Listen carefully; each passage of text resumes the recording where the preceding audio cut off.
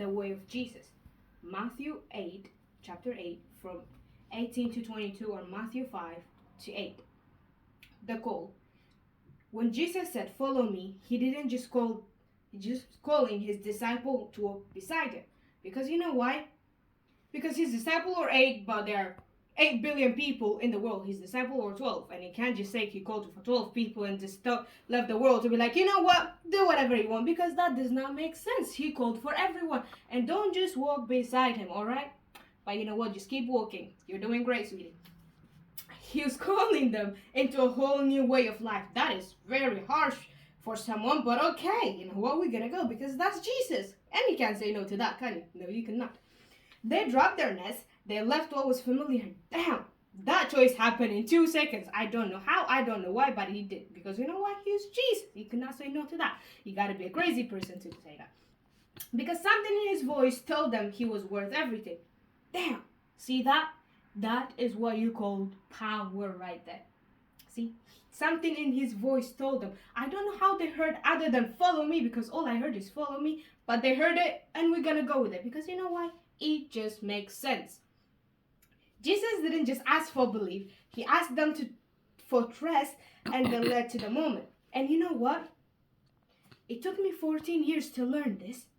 But just because you believe Jesus exists does not mean you're following him. It just means you're believing in him. And that is 2 different things.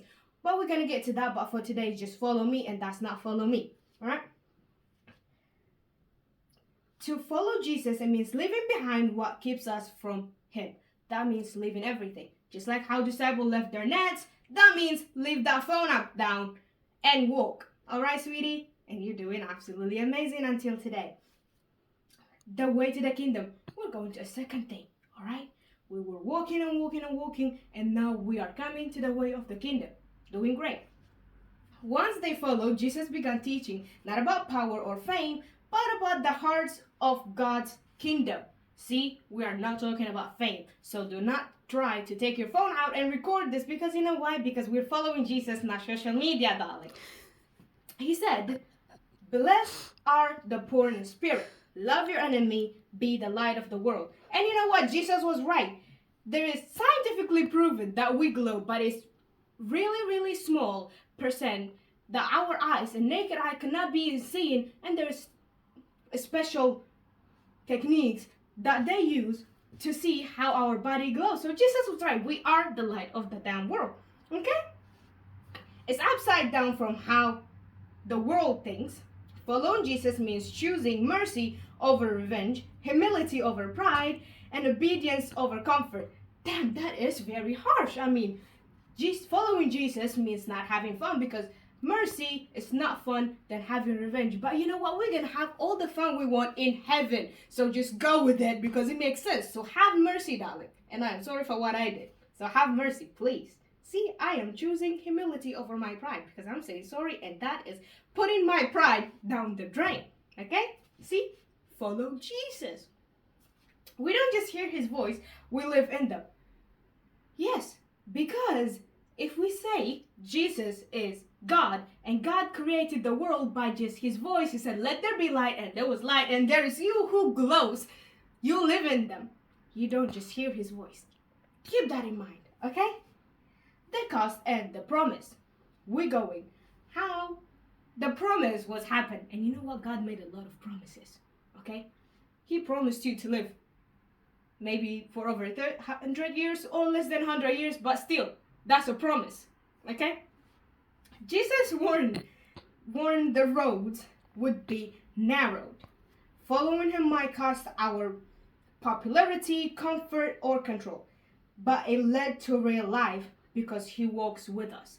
See that? That is what leaders do.